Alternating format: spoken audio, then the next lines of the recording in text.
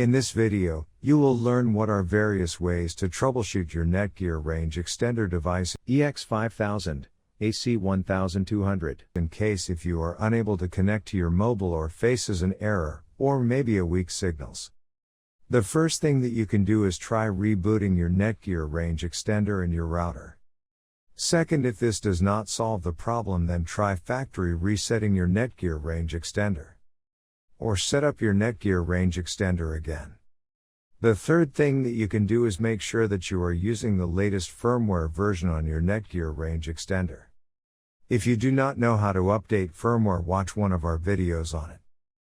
Before heading ahead into the video, in case you are facing any issue with your Netgear Range Extender device, get in touch with our Netgear experts.